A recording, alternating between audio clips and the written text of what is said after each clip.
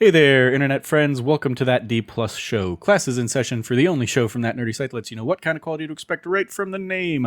I'm your host, Trevor Starkey, and each week we dive into a different Disney Plus offering and discuss its history, how it holds up today, and our general impressions. If you like the show, we would love it if you like, subscribe, rate, review, share the podcast with your friends, all that fun stuff. Joining me, as always, Cameron Abbott. How you doing, Cameron? Hey, what's going on, everybody? What's going on is today we are talking all about Atlantis, the Lost Empire. Why do we pick this one, Cam? Why'd you pick this one? We needed something to kind of fill in the week between, Treasure Planet and the Doctor Who finale, or the Doctor Who season 2, on Disney Plus, and so I saw it was up on Disney Plus when we were vamping about it, and I was like, you know what? I do know that this was part of kind of the basically in that same era of the Treasure Planet that we did last week. Yeah. Yep. So it does kind of fit into the whole kind of like, hey, this is a period where we are not as like into Disney in our personal lives. Sure. I think this and Lilo and Stitch were like the last two, and I didn't see this one in theaters. I thought this one at it was like an ABC Sunday film. But yeah, this was So I said, hey, let's give this one a shot. I remember liking it, and I know it's a like cult classic for a lot of Disney fans. Mm-hmm. So, yeah, this was probably one of the last ones I saw in theaters there for a while. As we touched on last week, like Lilo and Stitch comes after this one, but I don't remember seeing Lilo and Stitch in theaters. I feel like that's one I only saw on like VHS after the fact. So I think I remember seeing this in the. God, what was it at the time? I think a United Artists up here at the Pavilions, about a mile north of us. And yeah, that just being like one of the last real Disney movies I saw there until, circling back to, it hit her, because this one was after Emperor's New Groove. So yeah, it was basically this, and then I wouldn't really see anything again until Tangled in theaters, probably. So yeah. Cool. I'll also shout out, just like with Treasure Planet last week, the upcoming Cloudward Ho Dimension 20 season, as we've touched on, has Treasure Planet and Atlantis the Lost Empire vibes. So it seems like a fun thing that kind of can tie into one of our other fun little hobbies that we enjoy. History lesson here, originally released June 15th, 2001, which I believe makes this the last Disney movie in a pre-9/11 world. Last Disney animated, at least. Lilo and Stitch is June 2002. So that's right, because they had to change a major scene in Lilo and Stitch to avoid when everybody was hyper sensitive about anything that could be directly tied to 9/11 or even tangentially tied to it. Yes. So a spaceship crashing along the side of a building, too reminiscent of. I mean, it was I think.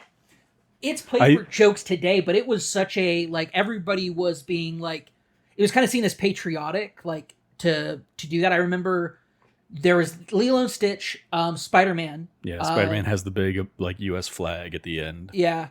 And then the PS2 game Shinobi originally had the main character was introduced, come down, put his katana in the building as he's, sliding down, and then he sheathed it, and as he sheathed it, the building was going to, come apart. And when they're in the middle of putting together the scene, 9/11 happened, and and people were like, hey, we know. Yeah. And everybody's like, you know what? We understand. And the world was like, hey, we get it. Everybody's going to be really sensitive about this issue for a while. Yeah. Weirdly, the Lilo and Stitch change that I end up thinking about more often is there's a scene in there where Lilo looks in the dryer for Lilo, when Lilo looks for Stitch in the dryer at some point, or looks for something in a dryer. Lilo is Nani's trying to trap Lilo. Okay, and she traps her in the dryer. There you go. But it has been edited. It no longer looks like a dryer. It is now a pizza box or something. It's like a crate that has a pizza logo on it. Yeah, because it's basically hey, we didn't want to teach kids that you should hide in the dryer. Yeah, is the rationale for that. But yeah, I see that comparison of here's how it originally looked and here's how it looks on Disney Plus, and I occasionally do see the pre 9/11 version of the ship crashing sequence. Followed by the compared against the post 9/11 changes.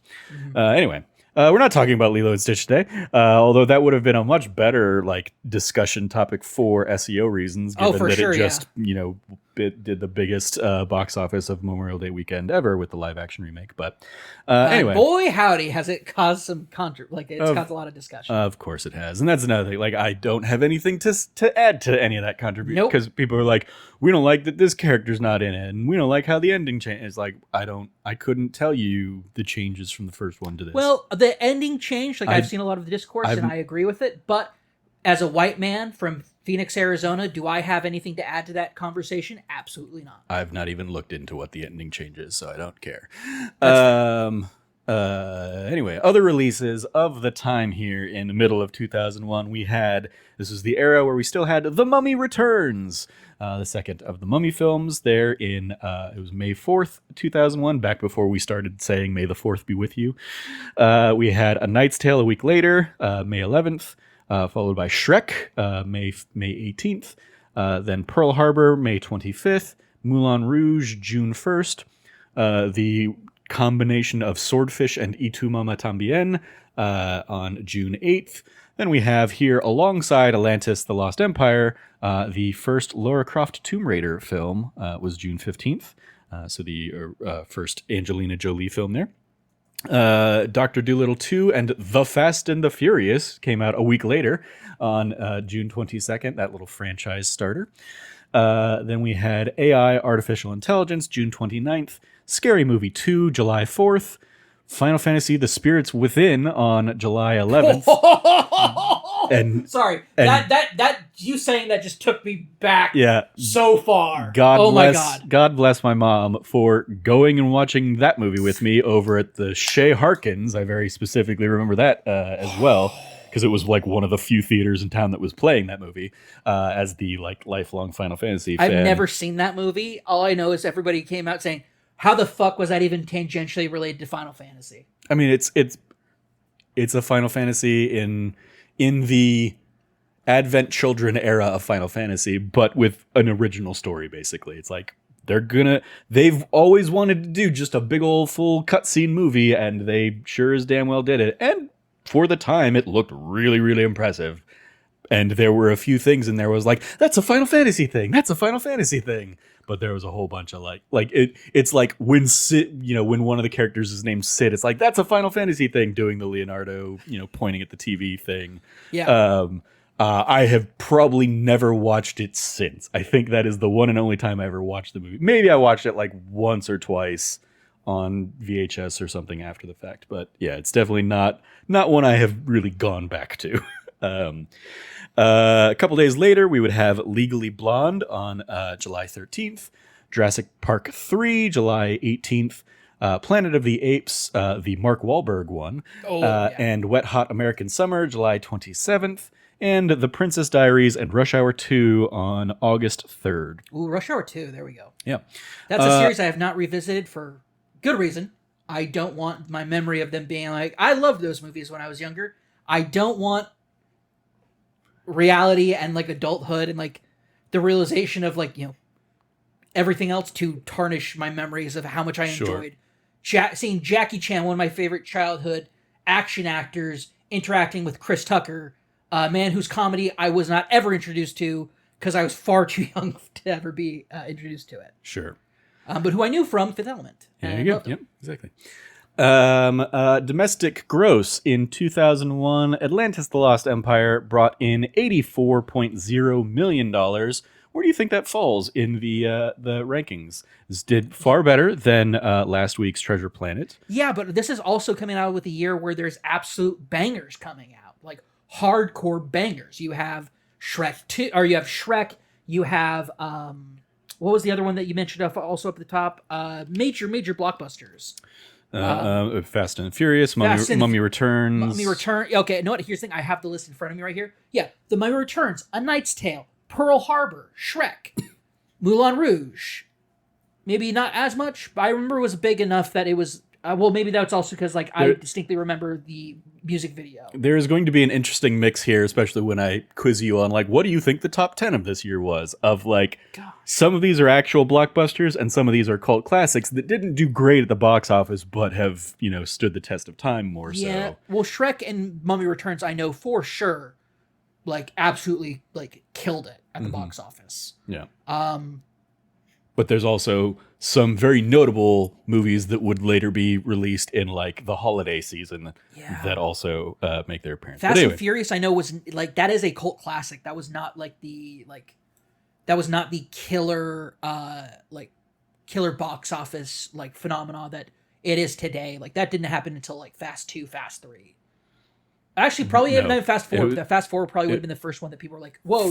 Fast 5 is the one that really took off because The Rock. Oh, The Rock, that makes sense, yeah.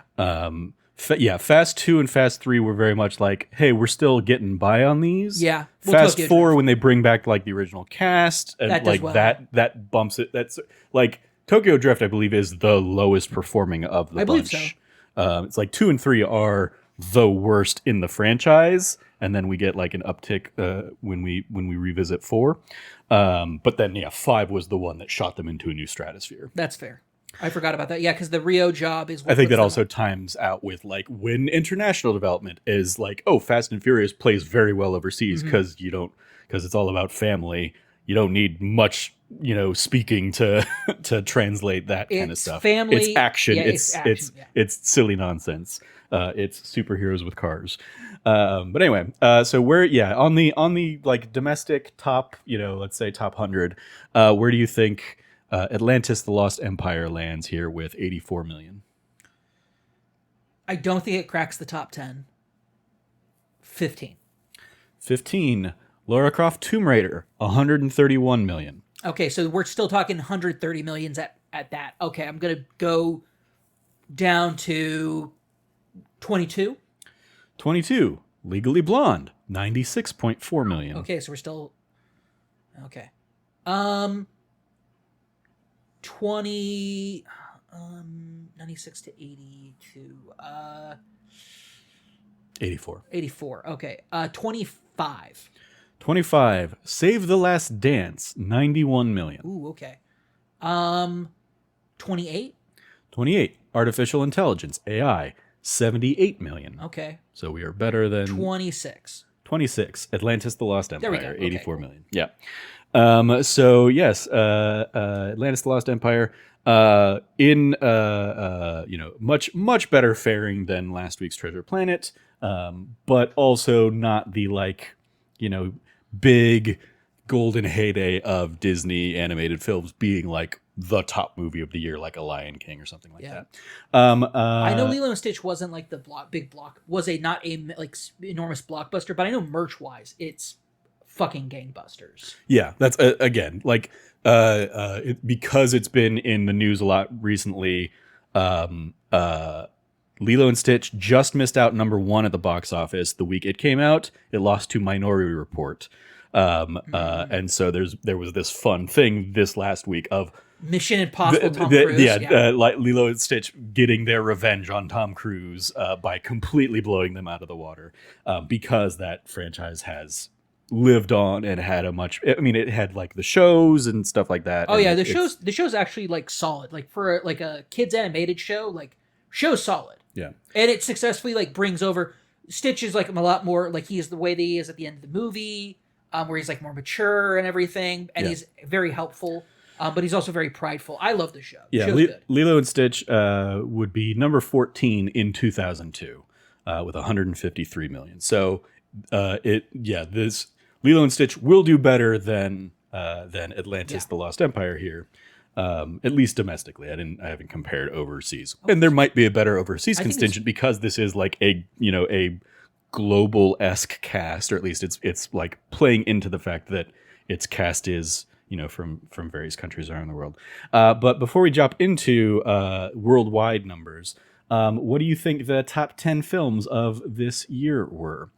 Here in 2001. Shrek for sure. So Shrek is number 4. Okay. 268.3 million. Above Shrek. None of the movies that are above Shrek are movies that I mentioned. Okay. I will give you that 5 of the movies, right? 1, 2, 3, 4, 5. Yeah, 5 of the movies that are below it in the top 10 are movies that came up in the like other releases around this time. This was very much a summer blockbuster heavy summer. Yeah. But then Lara Croft Tomb Raider? Lara Croft Tomb Raider outside the Oh, wait, top you 10, mentioned it was 15, it right? was number 15. That's right, okay. So if it's above that, then I'm going to say Scary Movie 2, for sure. Scary Movie 2, no. No. Scary Movie 2 down at number 32. Oh, shoot. Did not have the legs that the first one did. 71 million was Scary Movie 2. Well, Jurassic Park 3. Jurassic Park 3 was number 9 with 181 million. That franchise definitely still getting by on the and this being, you know, before it reinvents and becomes like one of the billion-dollar franchises with Jurassic World. But yes, they basically went into a little bit of hibernation here after Jurassic Park 3, but it did still make the top 10 for that year. Well, the big one for that is they brought back the original hero. Yeah, Sam Neill. I don't know if, he's one of the original protagonists. I mean, they did the same thing in Lost World where Ian Malcolm was in it. True. It was just, hey, yeah, let's bring in one of the other, you know, original protagonists. Let's see. I'm looking at it. I mean, The Mummy Returns for sure is going to be up there. Mummy Returns, number 6, 202 million. Pearl Harbor, I remember that being like very massive at the time, but it might be because it was rated R a little bit lower. Pearl Harbor 7, okay. 198 million. Yep. Let's see here. Dr. Dolittle 2.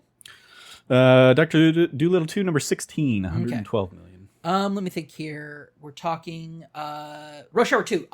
What am I thinking? Rush Hour 2? Yep, Rush Hour 2, number 5, 226 million. There we go. So we got Rush Hour 2, then Shrek, then I mean, I'm going to throw it out there. I don't think it did, but A Knight's Tale? No, A Knight's Tale, so. Nowhere near. No, A Knight's Tale is definitely one of those, like... Yeah, A Knight's Tale was 44. Fifth grade. Lord of the Rings hadn't come out yet, had it? Lord of the Rings, The Fellowship of the Ring was 318 million at number 1. There we go. Okay. And would come out, in the holiday season of that year. That's right, okay. Because that was, we talked last week, Lord of the Rings 2 Towers... in 2002, right. And it was because they had the benefit of they shot all the movies back to back, so they could do year after year after year releases. That's true, and then it's funny. That's very interesting because the following year when 2 Towers came out, I got Fellowship of the Ring on VHS, edited because my family did not watch PG-13 movies. And my friend who had seen the original Lord of the Rings, I don't even know what that would like. Did they sell that edited? Yes. No, you could take it to a clean films place and they would clean it up. They did nothing for Lord of the Rings. That strikes me as one of those, like, I don't think it's legal to do that because you are violating somebody's copyright. No, because this is back in the day with VHS tape. So you take your VHS tape to a place and they would edit it for you and then give you back your original copy. But if you recall, like, there's an FBI warning at the beginning of that VHS tape saying, like, don't do things to this. Well, it's specifically don't make copies of it. Yeah. So you're altering your own version of the tape. Yeah. It's still I think there is still a copyright issue there of you are changing the creator's film. You're doctoring the original film. What I will say is it ended up not mattering because those businesses no longer exist. Sure. Anymore, yeah, exactly. The other instance that I recall running into something like this was when I did a show at the Hale Theater, and they were like, "Okay, we're gonna make these edits to the script." I'm like, I don't think you can do that. Like, you signed a licensing agreement with the script company. I don't think you can change their script, not legally at least. Nobody's gonna put up a fuss and fight it, but it's one of those things that as a theater nerd, I always got up in arms about. Anyway, still got a few more movies here in the top 10. But to end that on, though, is second, 2 Towers, got that on DVD, not edited, because my parents learned from my friends and from my brother's friends as well that there's nothing that got changed. And so my parents spent extra money for no good reason. Sure. And then I got the special edition that following Christmas of Return of the King, So I had like this weird thing, and now I have them all on Blu-ray special edition, so it doesn't matter. But Yeah. I've I've got the 4K edition now of all of Nice. them, the extended edition stuff. It's one of my, as we talk about like winding things down, one of the things I'm looking at potentially doing with my free time is just taking a weekend and plopping on the trilogy and building one of my big Lego Rivendell sets or something like that. One of my big Lego Lord of the Rings sets. I'm just kind of like zoning out and just letting that go. dude, yeah, I think I'm definitely looking forward to like more things like that. When Yep. it's like, oh, can I like, whoa, you're doing something? Let's do it on Thursdays, or oh, we can do that on the weekend for sure. Yep. But yeah. So Return. So I think Lord of the we Rings: still Fellowship of got, the Ring we is still got one. 4. Yeah, I think you still got 4 movies in the top 10. Yeah, which I think it's 2 and 3. I'm still missing, right? You're missing 2 and 3, and then 8 and 10. 2001 movies. There's still one more that has already been discussed and mentioned this Oh, episode. Planet of the Apes. Planet of the Apes is number 10, yes. There we go. Okay. At 180 million. Notably, Fast and Furious, number 14, 144 million that year. So, like, the first Fast and Furious movie did good, but it wasn't a top 10, movie at the end of the year. Well, I know a lot of people saw it and were like very dismissive of it, but then like when it took off and like people were like, all of a sudden everybody was talking about modding their cars. And, yeah, I mean, this is very much the era of like Pimp My Ride and stuff like that. I remember seeing the first one in theaters with friends and being like, oh, that was really cool. Never thinking it was going to like really go anywhere from there. And when the next couple movies came out and were bad, I was like, why are they still making these movies? But anyway, and yes, I still firmly say Tokyo Drift is a terrible movie. Like, it has potential to be a good movie, but not when you hang it on one of the least charismatic people in all of cinema, who is just a very bad lead. I think you can't shine that turd enough to make that a actually good movie. For me, I think that there is just such a particular charm to Tokyo Drift that, there is just a level of storytelling that they're doing on that I'm not saying it's like deep or important or anything, but there's enough charm in that movie that carries it through. And if you are not hung up about the lead actor, you can enjoy that movie. The only enjoyable thing of that movie is Han, and they did the smart thing and realized, hey, let's bring him back. Let's leave everything else behind. Let's bring Han back eventually. Anyway. Yeah. So you still got 3 more movies. You got number 8, number 3, and number 2. I'll give you a hint on number 8. I was coming up with these hints the other day when I was looking at this. So this is a movie. This was the first installment in a franchise that has had 4 movies, but you might also wonder where the other 9 are. What? It'll make very much sense when you know what it is. So a franchise that has 4 movies released. But I'm wondering where the other 9 where are. the other 9 are. Lion the Witch in the Wardrobe? Chronicles of Narnia? No, not what I was thinking. Good guess though, right? Good guess. Sure, yeah. I mean, I don't know how 4 many movies have come out. I don't know how many books are in that series or franchise. I think it's like 13 or 14. So yeah. I think I like for the context of this. Solid Yeah, solid guess. Solid guess. Oh gosh. Okay, so 14 of them, but only 4 movies ever came out. What happened to the other 9 of them? 13 would be the 13. key number 13? there of 13 minus the 4 that have been released leaves 9 unaccounted for. I'm going to kick myself when you tell me, aren't I? I mean, 13's a pretty big clue there too. 13? I can't. If I tell you George Clooney, Brad Pitt, Matt Damon. Oh, Ocean's 11! Ocean's 11. So yes, yeah! my reference being there's Ocean's 11, 12, 13, and then Ocean's 8 that they did. But no 9 and 1 through 7. Yeah. Yeah. There you go. Exactly. No 1 through 7, 9, or 10. Anyway, so yes, that was number 8 that year, $183 million. Number 3, movie infamously that lost to Shrek for the best animated film of this year. It's not Atlantis, we know that. No, I mean, I don't even know if Atlantis was nominated. For best animated film, Howl's Moving Castle? No. Also, that wouldn't be up there that high. This was the first year that there was an animated feature dedicated category. So yeah, Shrek was the inaugural winner. following, who might have been the juggernaut that may have been expected to win. We've done that D Plus show on them before. Story 2? No. Close. I mean, you're in the right ballpark. It's another Pixar film. Monsters Inc. Monsters Inc. Oh, there we go. Okay. Monsters Inc. number 3. I remember where that fit into the timeline. Yep, 290 million. And then number 2 is another first installment of a franchise. It was also mentioned in last week's episode because the second installment was released there alongside Two Towers. Oh, yeah, no. I'm just Jeopardy. I'm Jeopardy tuning to, not just there be dead air. Yeah, sorry about that, folks. I'm throwing in the tower. Harry Potter. There we go. Okay. And the Sorcerer's Stone. Okay. Number 2, 317 million. Sense. I'm sure all the movie buffs out there are like, Cameron's so dumb. He doesn't know what releases. It's like, I'm sorry, I don't retain this information. Yeah, it's very much a, hey, yeah, what movies were the top 10 movies 24 years ago? Yes. Number 10, Planet of the Apes. Number 9, Jurassic Park 3. Number 8, Ocean's 11. Number 7, Pearl Harbor. Number 6, Mummy Returns. Number 5, Rush Hour 2. Number 4, Shrek. Number 3, Monsters Inc. Number 2, Harry Potter and the Sorcerer's / Philosopher's Stone. And number 1, The Lord of the Rings, The Fellowship of the Ring.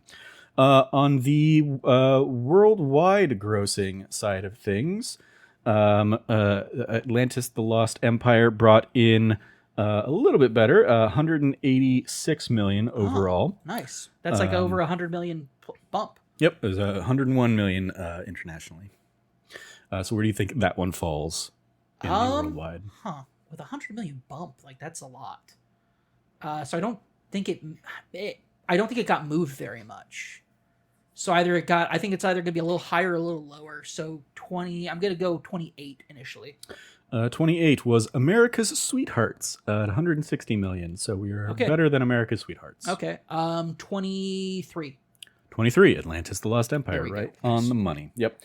Top 10 internationally looks somewhat similar. Rush Hour 2 falls out of the top 10 and is replaced with Spirited Away. Oh, there you go. Nice. Miyazaki film. The Miyazaki film of that year. And I think everything else is it's the same movies, they're just jumbled around. Planet of the Apes, still number 10. Jurassic Park, number 9. Spirited Away, number 8. The Mummy Returns, number 7. Pearl Harbor, 6. Ocean's 11, 5. Shrek, 4. Monsters, Inc., 3. And Harry Potter and Lord of the Rings do a swap, with Harry Potter getting a significant bump from the international audience. So yeah, Lord of the Rings was number 2, and Harry Potter, number 1. Just shy of $1 billion. All right. Back to the Atlantis here. We have a runtime of 1 hour and 35 minutes. We touched on this kind of in the Animated Studios timeline last week, the Disney Animated Studios timeline. But we had Tarzan and Fantasia 2000 being kind of the last movies of the old millennium in 1999. Then we had Dinosaur, which I saw, and I don't know if it's just because my phone is always listening, and so I get served up like catered things like this, but I saw something in my feed this week that was basically like, don't sleep on this underrated, full CG, Disney's first full CGI film. And it was like they were trying to make the pitch that Dinosaur was a good movie. And I'm like, no. I think you're just being contrarian and silly. Dinosaur, May of 2000. Emperor's New Groove, December of 2000. Atlantis, The Lost Empire here in June of 2001. A year later, we'll get Lilo and Stitch, June of 2002. Then Treasure Planet, which we talked about last week, November of 2002.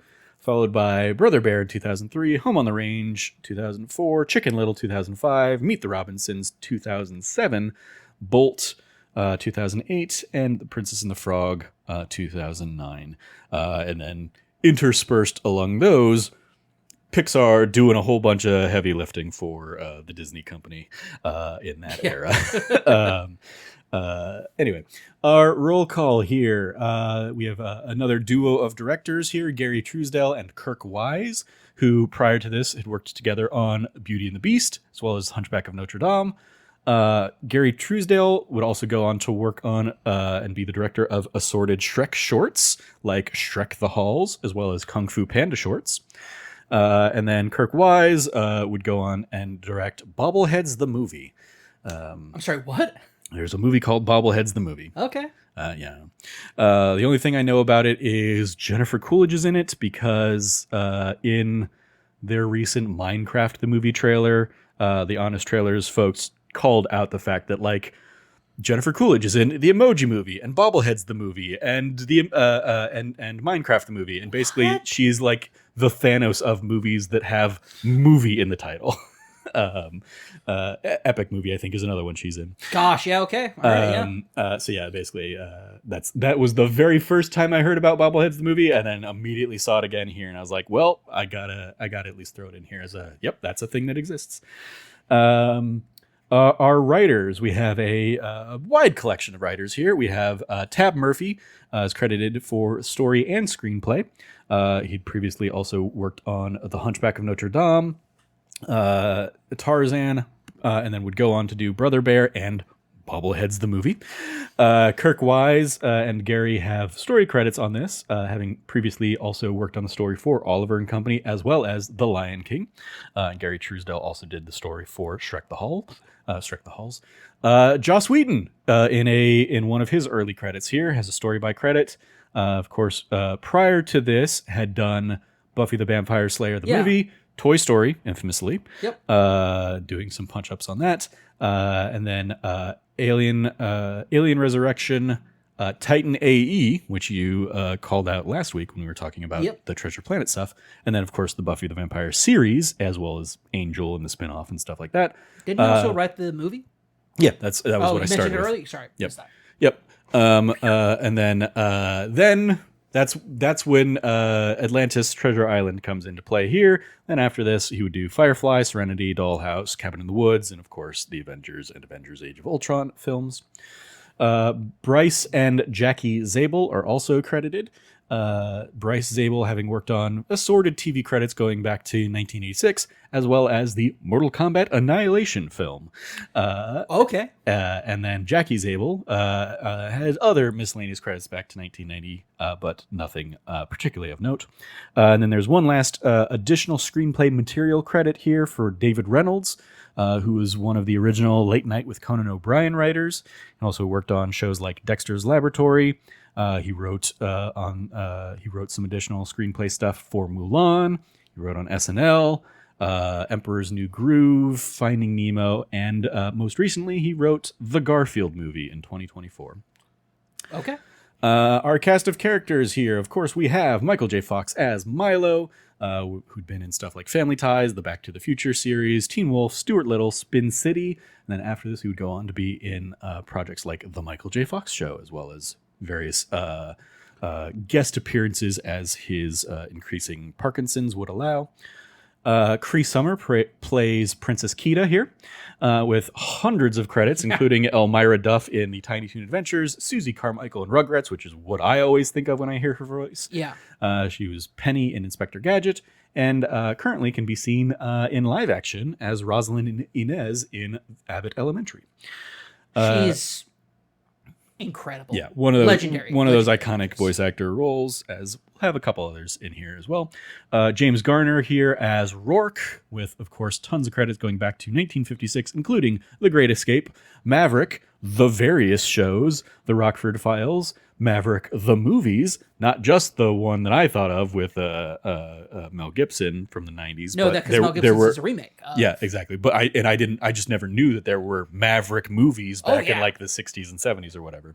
And I didn't know there were multiple Maverick shows. It was like being like, I know he's in Maverick. Let me just like do a Control F and find that, and it being like 8 results or whatever it was. I was like, what? Yeah, he is. He's Maverick in the other stuff. Yeah. Yeah, he is like. But which is why all the Western puns and jokes in this are so funny. If you know that. Yeah. For me, it was very much. I knew when I watched the first the Maverick movie growing up in the 90s. I knew that like he had been Maverick in the show, and they were doing like a little fun wink and nod to that.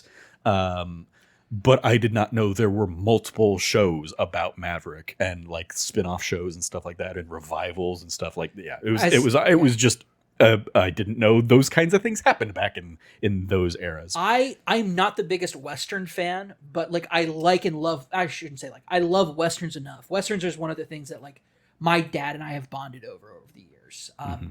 Like it's like the reason I love Westerns is because I love my dad. That's what introduced me to Westerns to begin with, and so I knew about all the different Mavericks because I used to get up early, like 4 a.m. to watch. This is how weird I was as a kid. I would get up super early. As a kid. It's what I'm saying is this didn't happen overnight. Like as an adult, like I became a weirdo. I was always a weirdo. Sure. I was the kid waking up at 4 a.m. to watch like old reruns of like 80s shows of like In Living Color. Not In Living Color. Sorry. What is the spinoff of the Bill Cosby show? The Jeffersons? No. It's a college show. Yeah, I'm Jeffersons was a spinoff Different of Art, World or something like that. Different Strokes? No, Different Strokes is a show from the 70s that I watched on Nick at Night. Yeah. I don't know. Anyway, I used to watch. I never watched the Cosby Show. There's the thing too. I watched the Family Ties, the old reruns of Family Ties. Sit, Fubu, sit. Iconic to me. So iconic to me as a kid, and nobody knew that because nobody was getting up that early to watch old shows. So I would watch like old episodes of like Gunsmoke and Maverick that they'd show that early. Mm-hmm. I was like, who watches these shows? Cameron at 4 a.m. watching them, and Crack Addicts. Sure. Was that like WB on channel 61? Channel 61. 6 or 61, depending on I think where you lived. If you had cable in Arizona. Yeah. If you had cable, even because basic cable was like 21 channels for like $5 a month back in the day. Yeah. And so like my family had basic cable only on specific TVs. We had the big TV downstairs, my parents' TV in their bedroom, and then everything else was on the free broadcasting. Yeah. And so 61. Shout out to UPN 16. Yeah. Or 8 if you're on cable. For me, it was 16 or 45. 45. Sorry, it was 45. Yeah. 8 was PBS. 8 was PBS. Yes, 8 has always been PBS. You are correct, sir. Thank you for reminding me of that. I cut the cable, probably 15 years ago now or whatever. But yes, all of the growing up TV channel numbers are still ingrained somewhere in my head. in there. Yeah, and my folks still use they have like the little satellite things and still have those as kind of that's what they mainly watch. So like I'll occasionally be over there building Lego or something with my mom, and my dad will have like channel 5 on in the middle of the day, and they're doing like the original Superman TV show, from the 50s or whatever, black and white, like that'll be on or something. Yeah. Anyway, wild stuff. But yes, James Garner also would go on to do Space Cowboys, or also did Space Cowboys and The Notebook. Corey Burton plays Mole, aka Moliere. He's another one of those, eponymous voice actors, not eponymous, prolific voice actors. Nearly 500 credits. I think he's like at 499 credits on IMDb right now, including Transformers the movie. He was notably Dale from Chip and Dale Rescue Rangers. Yep. He's in Hercules. He's in the Star Wars animated stuff, i.e. Clone Wars, Rebels, etc., as Count Dooku, as well as Cad Bane. And he was in Batman Arkham City as Hugo Strange, some of his notable characters. Claudia Christian as Helga was in the movie Hexed, as well as the series Babylon 5 prior to this. She's done a lot of video game voice acting stuff after this, including Skyrim, where she plays notable potential companion Ayla the Huntress. Oh, very popular character. Yeah, among other characters. And then she's been in various World of Warcraft expansions, various like Fallout, I think Fallout 76 things, as well as Fallout, assorted characters things in various game stuff these days. John Mahoney as Preston Whitmore, of course, from Moonstruck, Say Anything, Barton Fink, and most notably as the dad from Frasier. Phil Morris is Dr. Sweet. He's very much one of those that guy actors with credits going back to 1966, including work on The Young and the Restless, Jingle All the Way, Seinfeld, where he is the Johnny Cochran-esque lawyer that makes appearances in a handful of episodes. He was the Smallville's version of Martian Manhunter. Yep. And then recently returned to DC in Doom Patrol. He is, when you think of like an animated character that is black and has like a deep voice, you think of either Phil Lamar or you think of him. This is Phil Morris. This is not. Yeah. Oh yeah. Sorry, Phil Lamar or Phil Lamar or Phil Morris. Gotcha. Yes. Yeah. No worries. I saw you being like, oh no, Cameron's goofed up names again. Not this time. Yeah. Leonard Nimoy plays the Atlantean King. Hells yeah, he does. Shout out to Of course, from so many Star Trek things. Don Novello is Vinny, basically doing his Father Guido Sarducci character from SNL et al., which was reprised as recently as May 6th, 2025 on The Late Show with Stephen Colbert, when they were like, this is just pre Chicago Pope news. This was basically the Pope Francis had passed away, and so he brought out Guido Sarducci. This was he was on May 6th. The new Pope got announced May 8th, I believe, in terms of the timeline of things. I was like, and he was like, as soon as he came up, I was like, oh, I remember him from all the ads. And then up next we have Jacqueline Oberdors as Audrey, and I remember Two for Flinching, also from all the ads. Like, those were the two things I distinctly remembered as soon as they came up in this film. Jacqueline Oberdars has credits going back to 1992, including 6 Days, 7 Nights, Deuce Bigelow, Male Gigolo, 80 episodes of NYPD Blue. I don't know who she was in Deuce Bigelow, Male Gigolo, but it was a recognizable thing. And then more recently, she was in Bosch. Shout out to Nick Scarpino. Florence Stanley as Mrs. Packard, with one of those another long career going back to the 1950s, including Barney Miller, My Two Dads, Nurses. She was, I don't think the entire run of the series, but for at least half the series, I believe, she was the grandmother in Dinosaurs, the puppet dinosaur sitcom. She's also the waitress in a Goofy Movie, which is immediately where my voice goes, or my head goes to when I hear her voice. And she would reprise this role in the various other Atlantis tie-ins, as many of these cast members did. David Ogden Stiers is Mr. Harcourt at the beginning of the film. He was notably in MASH. And then he would go on to be Cogsworth in Beauty and the Beast, Ratcliffe in Pocahontas, and after this, he'll be in Lilo and Stitch, doing kind of that Disney-era run of his career. And then lastly, the late, great Jim Varney as Cookie, from the Ernest series, as well as Beverly Hillbillies and the first couple Toy Story movies, which leads me right into the trivia. Jim Varney notoriously died just before finishing the film.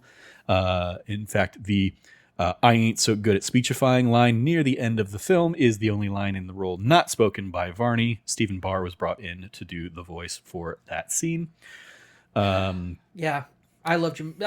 We talked Ernest, the Christmas Ernest movie. All the Ernest movies I love. Jim Varney was just such a unique talent, and so knowing this is his final role hits hard, but also just like hearing him and being like, I had forgotten he was in this. Yeah. And it just hit me so hard that he's gone. Yeah. And I'm like, God damn, like a pillar of my childhood, one of the great giants of the Blockbuster era of renting videos, of knowing if there's a seasonal thing coming around, you can rent the Ernest movie and have a good Friday night.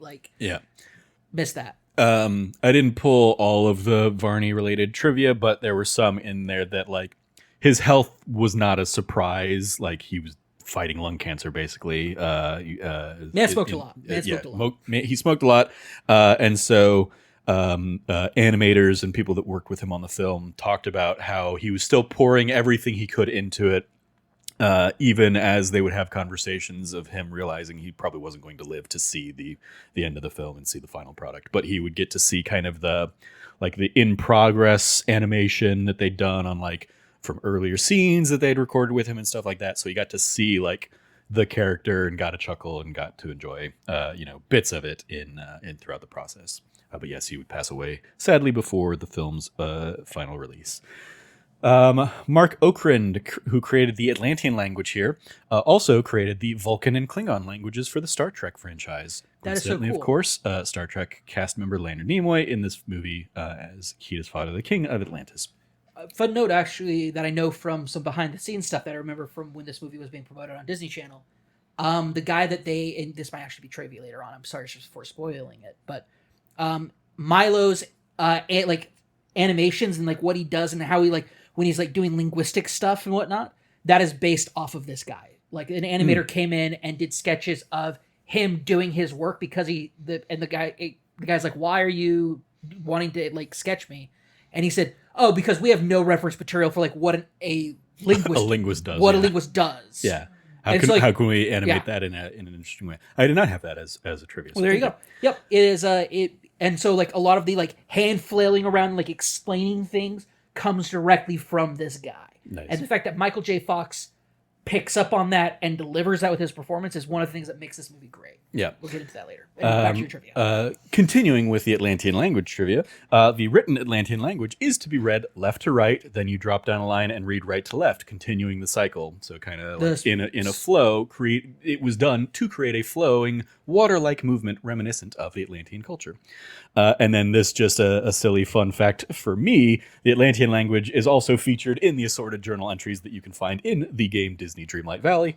I don't know. I don't know if it ascribes to the same like flowing pattern that was just described there. But it is like letter for letter, like and like you don't have to know that. They give you like the translated subtitles of it in the game. But yeah, just like that being one of the weird little like I don't think there's really much other in the way of references to Atlantis: The Lost Empire in Disney Dreamlight Valley, but they used the font that was made up for the movie in the game. So, because this movie was planned as an action adventure, the production crew wore T-shirts to work that read Atlantis: fewer songs, more explosions, which I think is like, oh yeah, but I think you missed the point of why people love Disney things.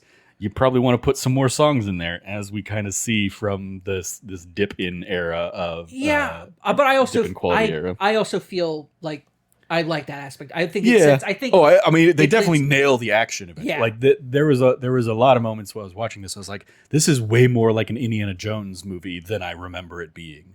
It's so pure, like early to like pre or like turn of the century adventure that you want. Like this is what you want. I mean, it very much is. Especially it's set in one of the other things later. It's set in 1914, pre World War I. So it is very much of that like pulp action adventure kind of era that you get, in the Indiana Jones or the things that inspired Indiana Jones. So it's absolutely kind of harkening back to those globetrotting adventure kind of vibes. Vinny mentions that after he opens his flower shop, he'll probably take August off. There's a long-standing tradition in Italian culture that businesses close for the month of August so the owner and their employees and families can take an extended vacation. So fully leading into that. It was reported in 2002 that when the submarine voyage attraction in Disneyland was closed down, it was going to reopen with this film's themes. However, due to the negative feedback from critics, combined with the film's box office returns not really doing all that great, the idea was ultimately scrapped. It would later eventually be rethemed after the far more successful Finding Nemo series of films. Most of the movie, as we said, takes place in 1914, the year World War I started. As of 2020, and I don't believe this has probably been surpassed, Atlantis: The Lost Empire still holds the record for being the full-length Disney animated film with the highest body count, with an estimated 35,185. I pulled these numbers from a fan wiki, which I believe is quoting I think a MatPat theory video or something like that they kind of do the estimates on it. But there's basically an estimated the crew and everything. Yeah. Oh, but everybody who dies at the beginning. Right? Yeah. There's 35,000 from the prologue. Destruction of Atlantis is the estimated there, given kind of the size of the city area, and everything, and the ships we see kind of also getting swallowed up by the storm. At the time of this is not like modern city, modern cities. This would have been an ancient city, which means your population density is going to be much smaller. Yep. We then have 171 expeditionary crew killed by the Leviathan, and then 14 more deaths in the battle between the Atlanteans and Rourke's mercenaries, including the Atlantean kings passing, Rourke, and Helga. So yeah, over 35,000. The other argument that you could be made that kind of is like in the fandom hierarchy is like in the movie Dinosaur, if you count like all of the lemurs that die on Lemur Island or something, it's like in the hundreds of thousands kind of thing. But it's like, we're going with like human characters as a body count here. The final shot of the film, the restored Atlantis, is actually a combination of hundreds of drawings lined up into one 1,500-foot long drawing. Each of the drawings had to be carefully drawn with the planes flying across the entire pullout to convince the audience that it was one singular drawing. That era of animation. And then lastly, the film was originally going to kickstart a TV series called Team Atlantis, but because of the poor box office returns, nothing came of that series. The sequel, Milo's Return, in 2003, would ultimately contain some storylines that would have formed the basis of the aborted series, and I believe there are also some other shorts and like straight to DVD or straight to VHS. It was the Disney era where they're like, hey, what do we do? Let's do a 15-minute short about this Atlantis character. Yeah, I think there's like a segment that is like, hey, it's the Iceland expedition. This kind of alluded to at the beginning of the film. Anyway, so yeah, what did you think, Cameron? How does this movie hold up? This movie holds up really well. I thought so too. Yeah, I like it's much like Treasure Planet last week. Like the animation, because it's doing that like partially 2D, but also experimenting with 3D. Disney very much putting the time into the 3D animation, so all of it looks really good. Yeah. Both of these movies remind me a lot of Futurama, which is one of my favorite shows of all time. Very much from this same era, and like the Futurama Express ship is always 3D animated kind of thing, and has the same kind of look and feel as a lot of the ships and whatnot in here. It's amazing because I'm also thinking about how in 10 years, I don't know what happened to the industry where they stopped being able to... Well, I guess what happened is they took 3D to live action. And the interaction between people, at like live action in 3D, does not work nearly as well as 2D interaction with it. Because I remember there's a scene especially where Rourke's mercenaries are launching their little manned planes, where those manned planes are 3D, but you see the 2D characters like interact with them, pull on them, move them, and I'm like, that's such meticulous work that had to have gone into that. But there's also set pieces, scenes that have set pieces that are just incredible. The 3D air balloon with 2D characters moving around on it, the special effects all like basically being 3D for most part. Anytime anything is not a person or something like kind of almost leaps off the 2D plane into 3D, there's something visceral about it. And it's like, dang. There's also like, this has one of the most unique, angular, I would say, like the way that it's angled out is very different from some of the more rounded out Disney animation animation you expect from Disney, with like sharp angles on hair, fingers. Like there's a very distinct art style that I feel Atlantis has that is not represented almost anywhere else in Disney. And I'm like, that is such a cool thing of looking back on it now and being like, I think might have been shocking at the time. Like, hey, that doesn't really look like a Disney movie. Yeah, I think that is very much like Disney will eventually kind of land on the like tangled art style for their 3D animation stuff. And you get like occasional variations from it here and there. But like I remember there was an image that would make the rounds of like how in kind of a derogatory perspective, like how lazy the Disney animators and DreamWorks and 3D animators are, in that like women always have the same kind of facial shape and structure, but all the male characters get to be, blocky and crazy. They get to have interesting designs and silhouettes, whereas all the female characters have to be this one particular silhouette. And I think this is very much because this is a different animation style than kind of the golden era there that we had. We obviously will get a different animation style with Lilo and Stitch as well, a different look and design for those characters. But yeah, this kind of is, I would say, I mean, also Treasure Planet, also very different art style. Well, I think the 2D animation of these characters and Treasure Planet characters aren't too dissimilar. No, I think they're in that they have that same kind of like sharp angular lines or less curves and less like roundness to a lot of the animation. I would say Treasure Planet I see as being a bit more rounded. But also Treasure Planet's animation, the 2D animation Treasure Planet, proportion wise and everything else, felt like looks more DreamWorks than it does classic Disney on one level. But I think that but also I think that's just the animation, like the early the aughts, the like from 99 to 2010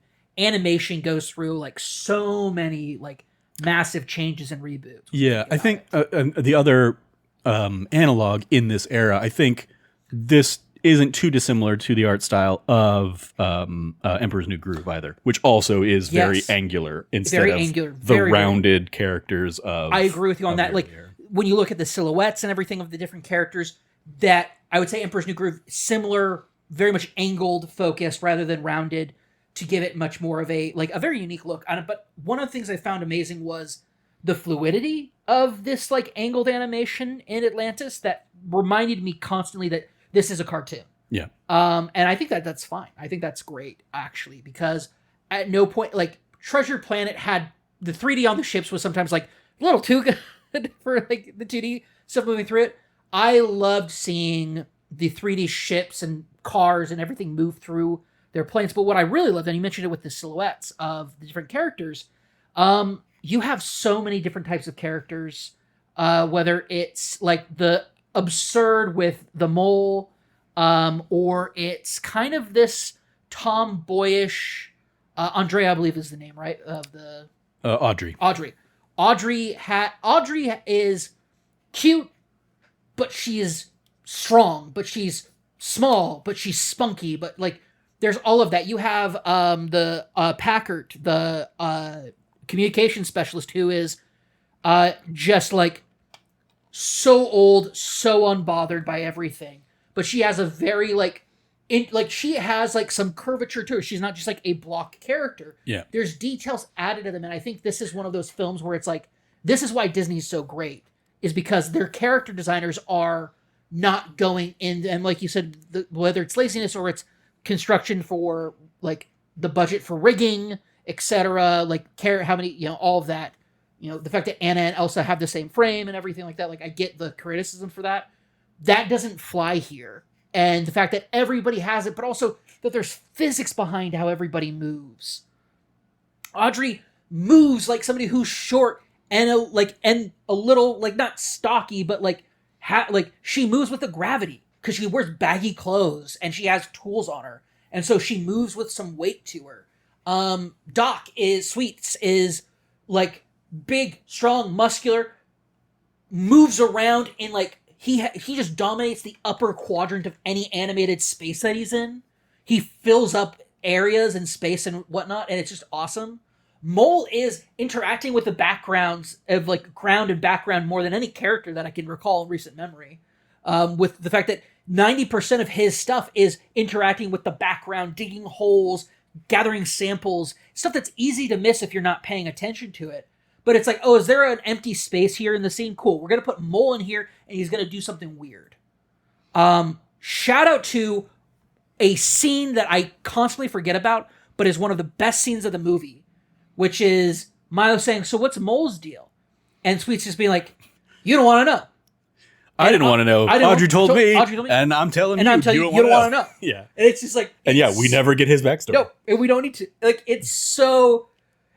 those moments are so good, but also I love that also each of these characters is connected to some like not so great, like there's some implications that they don't have like the cleanest past. Yeah. Sweets is a former Rough Rider, aka Teddy Roosevelt's colonial expedition into Cuba. Yeah, Sweet is like, it's definitely something I wouldn't have picked up at the time, and certainly like also like not thinking about those sensitivities or anything like that, but him also being part Native American, I think is a fascinating like aspect of his character. Like him being in 1914 half Native American, half black, and in a as a doctor in a power in a an upstanding role in this group. I think like this is a group of misfits that have come together, and they might they like one of the things I remembered about this movie was like, oh, that's right, everybody's gonna like be good, but really they're kind of working for the bad guy or something like that, or like there's ulterior motives. They're gonna turn on Milo at some point, and there's so many great hints. But there's so much foreshadowing. But I appreciate that like. They all come around, of course, save Rourke and Helga. But even Helga's the first one to voice opposition to the plan, although she falls back in line when Rourke tells her it changes nothing. But she's the first one to be like, Colonel, we didn't, exactly. We weren't expecting people down here. Yeah. Like, we have to change the plan. And he says, we're not changing any plan. Plan goes ahead as it is. Yeah. And she falls in line. But it says something about her, like, and that's one of the things I like about her is that makes her a bit more morally complex is she is sort of the femme fatale character, but she shows genuine concern, has these feelings about it, but chooses to fall in line. Yeah. And that's her downfall. Eventually, her loyalty to her leader is what ends her life, but... Yeah. Who has no loyalty to her in return, And it really just speaks to, I never thought the leopards would eat my face kind of moments of that. Just great. Great character work. Also, Jim Varney's character is 100% a former Confederate soldier.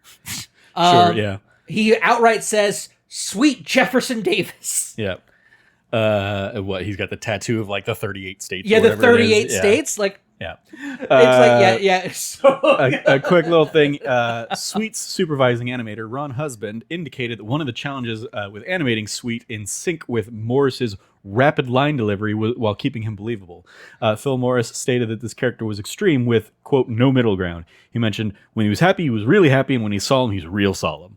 So I thought that was a fun little, like, especially in that sequence of the rapid fire physical that he gives Milo kind of at the beginning. They touch on the idea that we had to kind of fudge the animation on that to keep up with what Sweet is saying as he's going through those bits. And Milo just acknowledging it silently as he's like, and but like Sweet's being like, and okay, that's interesting to know. Like, so dang good. Like, that's the thing I want to say is there's no bad performance in this movie. Yeah. They're all fantastic. Like, it's so good. God, like this movie, and that's the thing, like, how does it hold up? So damn good. Like, it's so good. This movie is unbelievably good for, like, and it's like, but I see why in 2001 it didn't hit with audiences. Yeah.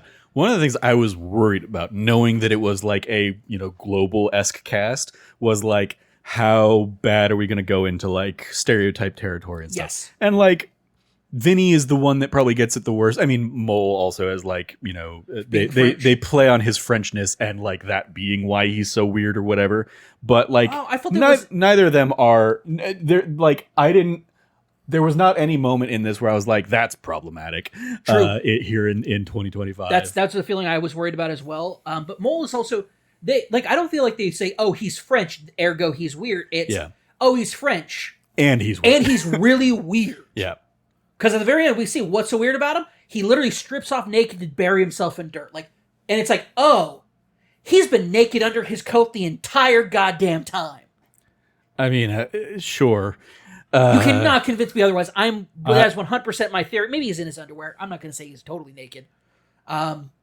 Like stripping down naked in front of everybody, or be voyeuristic and like, or not voyeuristic, but like, exhibitionist of like wearing a coat the entire time. But it makes sense. It fits. Anyway, yeah, I was very pleasantly surprised, and yeah, when it was the like immediately hearing that Vinny voice, and having those memories of the Father Guido Sarducci character, which like. I probably, like, my touchstone for that is probably, like, SNL reruns on Comedy Central or something like that when I was growing up. Like, that's not a staple character, or seeing him occasionally do weird little random late night appearances. But then, like, that is a character I've not thought about in 20 years as well. It's also, in modern day, looking at it, it's not the worst Italian stereotypes. Sure. So, oh, his family owned a flower shop, and now he's like doing mercenary work because it blew up accidentally. It was a call from God. Like that's about as like offensive as his Italian Americanness gets. Yeah. So I thought that it was like, and that's the thing. I just think that, man, it's great that they also Sweet's intelligent, strong. The first person to be like, as soon as Rourke hits the king, he's just like, I'm out. Like, do no harm. Like that was his only thing. Like his whole thing be like, I do no harm. I'm a doctor. Like you went too far. Because later, and I'm like, did they just forget to animate Sweets in the scene? It's like, no, he's still with the king. Yeah, exactly. Yeah. I thought the same thing. There is definitely a weird, like, I don't know why Packard joins them. Like, she didn't really seem to give a crap about anything, so I don't know why she... I think she knows how to pick a winning horse. Yeah, maybe that's it. Maybe it is as simple as that. And she even says, like, she knows the odds are difficult because she even says, we're all gonna die. Mm-hmm. But also, maybe that was her intention, is that she's just so old that she's ready to go. Sure. Her whole thing about, I'll eat Cookie's food because I lost the ability to taste years ago. Yeah. I would say, like, from the relationships that are built up on kind of the journey down there, I think the movie effectively sells us on Vinny and Audrey and Sweet kind of like turning the tide and joining the right side of history on that. But yeah, Packard and Cookie, I'm like, both of you I feel like would have realistically just stayed with Rourke and stayed on that side of the fence. So yeah, weird little thing. I don't know. I think Cookie, and then Moliere's, or Mole's a wild card. Mole's a wild card. I think Cookie just likes being like on the side he thinks is going to lose. Suck it, Confederates. No, I'm joking. I think it was more he really took a shine to Milo, and so when Milo. Because he's one of the first. He doesn't say. I don't know. Maybe it's because Jim already passed that he didn't have any lines. I mean, like there's a lot of like. Cookie is like a few little one-liners. I don't feel like Cookie is a character. I don't think he's full character. I think he's attached to Packard. He's a caricature. Yeah. And I mean, like like Vinny is also a caricature, but he gets enough moments where we get a little bit of a backstory for him. Whereas we don't really get a backstory for Cookie. Gosh, though my favorite one of you just said his name and it blanked on me. Vinny.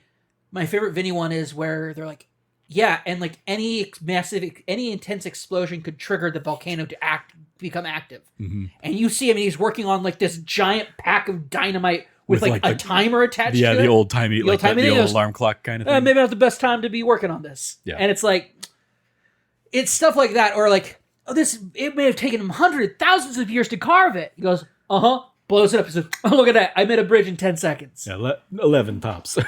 So good. Like the dialogue in this movie is so dang good, and like every one of the characters brings it to life. It like seeing that Joss Whedon did a pass on this script. It's like, okay, yeah, it definitely has the Whedonisms in it. The quippiness of it definitely feels more Whedon than I would say the quippiness of what you might see with like an Aaron Sorkin. Yeah, sure. When I think of quips, I usually think of those two men's writing styles.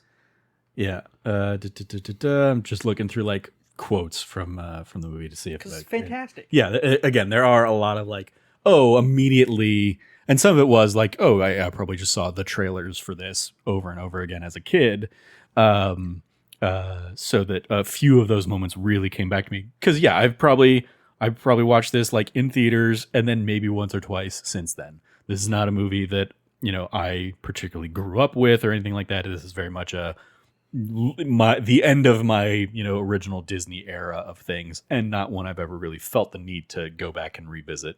It was always like I remembered it fondly, but not in the like, oh, I need to go back and rewatch that. In the same as like the golden era of my I youth. think this might be one that I add into that rotation though.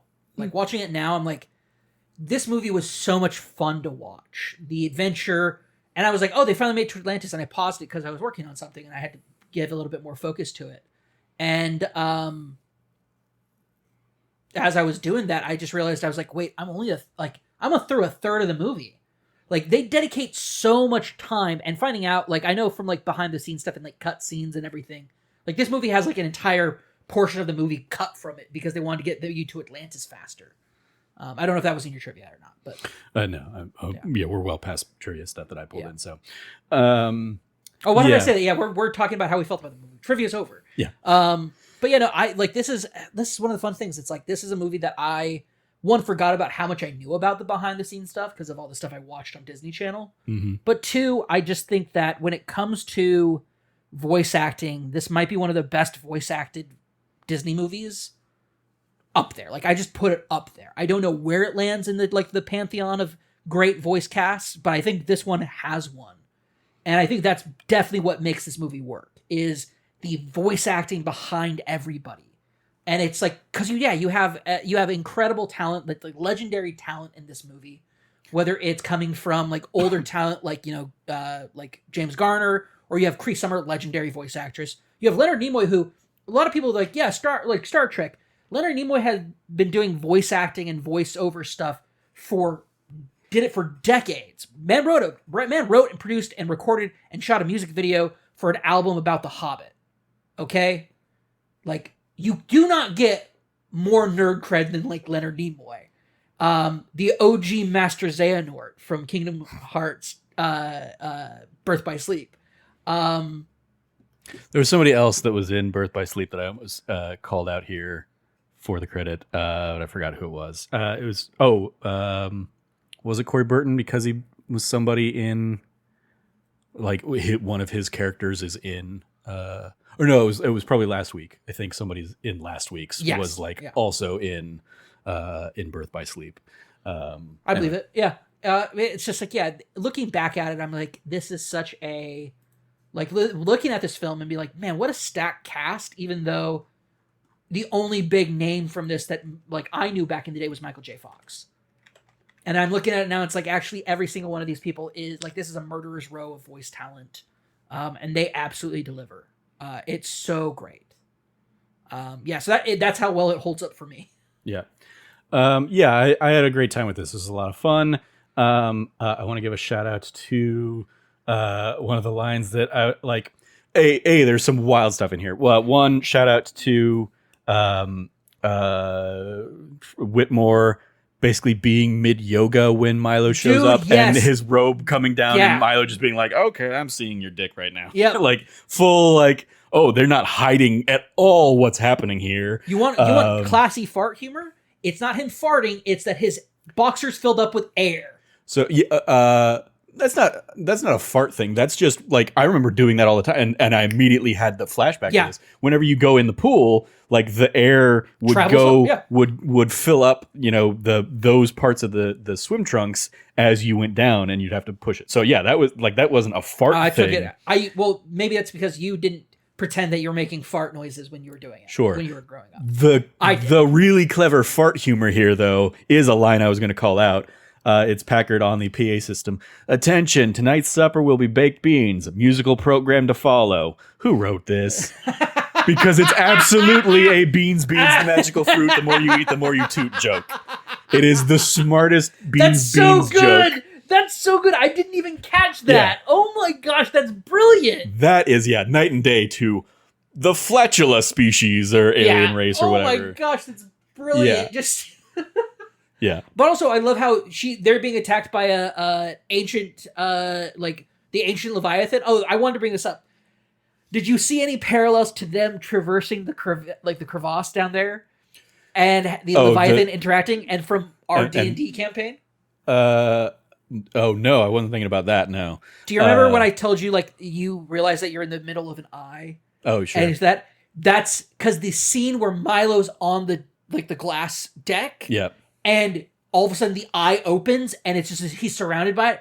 That image has been ingrained in my brain as like a horror thing for decades. Yeah. And so I pulled it into my D&D campaign. Yeah, it was one of the first images of the session proper after we did our session 0 stuff. Nice. Yep. That's also how I started the first time I ran this campaign. And I'm like, there's something about that. Like, you realize how physically insignificant you are, but not to like an eldritch horror level where you go insane. And so like the frightening is like the insane and the unknown. It's the known. I'm so small compared to this massive thing. I can fit inside of its eyeball. I'm like, there's something that's horrific about that, but it's to scale of what's reasonable and believable. Yeah, there are also a lot of parallels made to episode 1, Phantom Menace, in all the like the underwater stuff in that sequence as well. The Ulysses being attacked by the Leviathan, similar to Qui-Gon, Obi-Wan, and Jar Jar Binks being attacked by the sea creatures in the Naboo Sea. I will also say bold of them to name it Ulysses. Yeah. Because this is Ulysses S. Grant has not yet become the famous general and president yet. Oh no, he has. Yeah, no, we're apologize. pre World War One. Pre World War. We're post Ulysses. Yeah. You know what? Maybe it was named after him, but also Ulysses is another translation of the name Odysseus. Well, it's, there's also the Tennyson poem is Ulysses as well. Yes. So there's a lot of like, but specifically, you're going to a Greek legend with Plato. Yeah. From Plato, who also was the person who passed down the legend of the Iliad and the Odyssey that follows the Iliad. Yeah. This does predate. Well, Ulysses is the main character of the Odyssey, so I don't think it's like it's a different name for the Odyssey so much as like. Oh no! I meant Ulysses is the name of Odysseus. Yeah. Sorry, I misspoke. Gotcha. Ulysses is another translation of the name Odysseus. Yeah. And this does predate the other big Ulysses. I was thinking the James Joyce novel, which was 1922. Yeah. Okay. So it's not a reference to that Ulysses, but yeah. Yeah, there's them naming the ship Ulysses. For me, it's like that's if you want to take it from the Greek like legend perspective, because Plato is the person who passed down the legend of Atlantis. All of that, you tie in that Plato reference, and it's like, yeah, the ship is gonna break apart and be attacked by a sea monster, because that's how 90% of not 90%. That's how like more than half of his crew died in the book. There's a lot of trivia talks about a lot of like the research the team did about Atlantis was like early internet age research and like finding whatever they could, both plausible and fictitious about the Atlantis. Lost city of Atlantis. But what I also found interesting is like a lot of the clothing and stuff fits the historic kind of look of what you'd expect from not ancient Greeks, but the precursor to the Greeks, the Mycenaeans. As well as like there's also feel strong like Inca influences, like early civilization. Mayan. Yeah, they specifically say they didn't want it to have like a Greek look, so they went with Southeast Asian, Cambodian, Mayan as a lot of those kind of reference points, and then like a lot of the caverns are designed based off of like Carlsbad Caverns. That's cool. In our neighboring state of New Mexico. So a lot of that like underground stuff.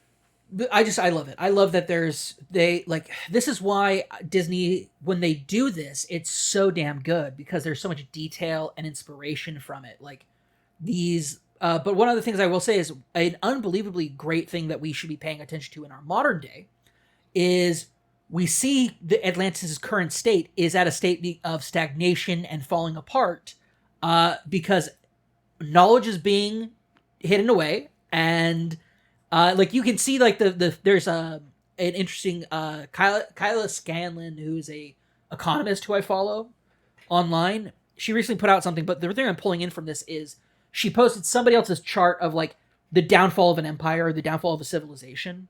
And one of the things is like a demonization or a push away societally from education and science. And this is like the end state of like an empire. This is like the very last breaths of an empire are here.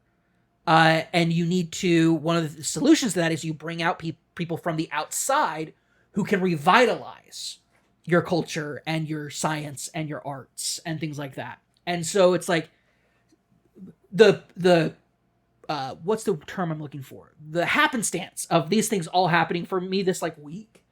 Very kismet and like very cool. So awesome stuff going on here. Like I don't know if they paid attention to that or it's just like they just did that for flavor or like for story reasons to why Kira would be so accepting of Milo. But one also very clearly she and Milo, when she's healing him, they have a moment. And I didn't realize that when I was younger. And now that I'm older, I'm like, oh, they don't have a lot of moments. They have a lot of moments, but that's their like first moment. And everything after that, you can kind of feel like there's going to be an exchange here for information and knowledge.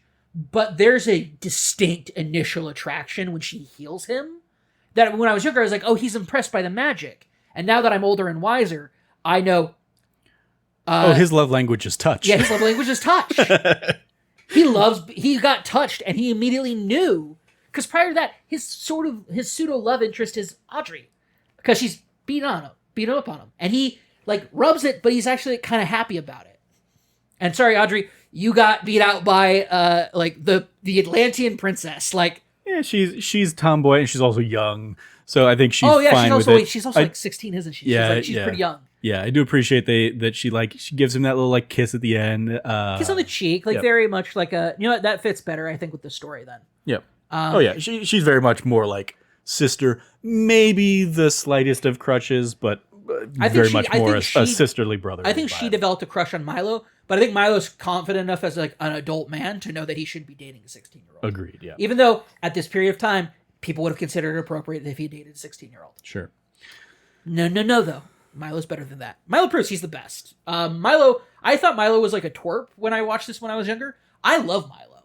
Milo's great. He's heroic in the best way. I love, I like one of the things I immediately remembered was like, you have like the runes there that say, and then the translation to Coast of Ireland. I'm like, oh, that's right. He's going to have the realization that like something was mistranslated. It's the Coast of Iceland. And so like I'm remembering his presentation ahead of him giving it. And I'm also like, oh, and he's not giving it to a room of people. He's giving it to like skeletons and mannequins and stuff like that. And sure enough, that's the reveal. But like it's such a good, efficient, like we had the prologue. So we kind of get a feel for like Atlantis. That's going to be the big MacGuffin of this. It's almost a false setup because it makes us think we're going to go on this expedition to Iceland, and that's going to be like the first act of the movie. And so like when he gets picked up by Whitmore, it's like, oh no, we already did that. We did that off screen. You were right though. So like that's the validation that you were correct. But we've already got the thing you need. Here it is. We're gonna we have everything we need now to go to Atlantis. I'm bringing you in because it turns out not only was your grandpa right, but I owe it to Whitmore's one of my. I made a bet with him. Yeah, I made a bet with him. He's a fascinating character in this because so good. Realistically, it's like he's in on the evil plot as well. But this is also part of the thing when Helga's down there and she says, the people down here are alive. Yeah. So like immediately. I don't see Whitmore as being. I agree. I think Whitmore would have been like, okay, yeah, this changes things. Whereas Rourke, the adventure capitalist, as he calls it, what did he call himself? Which very much is what Scrooge McDuck calls himself as well, the adventure capitalist. But this is very much the like evil version of that. This is not fun DuckTales. This is like real people. Yeah, there's also a little bit of apparently a little bit of foreshadowing in that both his gun and Helga's gun are like German Lugers or like German guns, whereas everybody else has guns of kind of their country of origin, leading to the fact that like, oh, maybe they're on the bad side of things. Well, also it turns out like all of the mercenaries' uniforms are distinctly very German. Sure, World War I German. All the non-characters that are like just all of the people that are there behind them when they're doing the it's like, oh, this is definitely like just World War I axis of evil. Yeah, but what I love is that Milo says he's going to take it and sell it to the Kaiser. Mm-hmm. And I'm like, first off, this is the moment I think where I was first introduced to the word Kaiser, which continues to follow me to this day as one of my favorite like pseudonyms or like a name to give a character that's like a cool name. Came from this, I think, hearing that and be like, Kaiser's awesome. That's such a cool name. And then hearing the great, like later Kaiser Soze, like that name kind of carrying on. Then later being an adult and finding out, oh, it's just the like original pronunciation of Caesar is Kaiser. Yeah. Like that's how that's how you would pronounce his name in Latin. And then you have fast forward to Fallout New Vegas, and you have. They clearly didn't care enough about voice direction, so characters say it one way or the other throughout what that game. What I found interesting is like Kaiser refers to himself as Kai, like it's Kaiser's Legion. His upper echelon refer to it as Kaiser and Kaiser's Legion, but the general populace still calls it Caesar. Yeah, including members of Caesar's Legion. And I'm like, it shows that people who care about it, and it's not just a faction to them, they do care about the name. But I think that adds to the level of like true devotion to Caesar / Kaiser. Is kind of the implication on that, in my opinion. But granted, that's also me putting a lot of headcanon into the New Vegas universe, which I've spent a lot of time doing. So. Sure, indeed. But yeah, no, like the whole like he's gonna sell it to the Kaiser is like that's a great reference. Like what a great reference of they're using Lugers, which honestly wouldn't be that surprising because of like the very like how good a Luger pistol is for that time period. Pistols are still relatively new. Like the idea of a semi-automatic or even automatic weapon that's that small and compact, very much like we are like U.S. gun makers are behind the times on that. The Luger gun making company produces it much quicker than we did. Yeah. But yeah. Also, all the machine guns they use are German machine guns. Yeah. It's like, I'm noticing something here. Yep. Are they the baddies? Indeed. Yeah, I'm just looking through to see if there's anything else I want to call out. But yeah, ultimately this was a lot of fun. Lot of fun action, especially once we get to kind of the Act 3, chase to save Kita. I wish Kita had in her Super Saiyan form. I wish she had more power and more agency and didn't need to rely on like Milo and the crew to save her. That's like the one big thing I would change if this were made today. I appreciate that she has the agency, that she is sacrificing herself for her people, I guess. That's what it was. So she's sacrificing herself she sacrificed herself for Milo in this moment because she tells Milo not to worry. So it felt like, oh, she's super powered up. It's like, is she or is she just containing the energy? They're going to take her. And that's that. To me, that was more of my interpretation of that. Not that she's like a super all-powerful being. Yeah. Because what ends up being, like, shout out to classic Disney villain comeuppance. Everything that Rourke does to lose, he causes. Whether it's getting Kira super powered up, putting her in that thing where now a piece of glass that's broke. He's the one who uses the axe to smash the glass. Yep. He throws Helga off, so she miraculously survives the fall and shoots the flare. Just enough. Like, she's clearly dying, but she's like, I got one last in me. Like, screw you, man.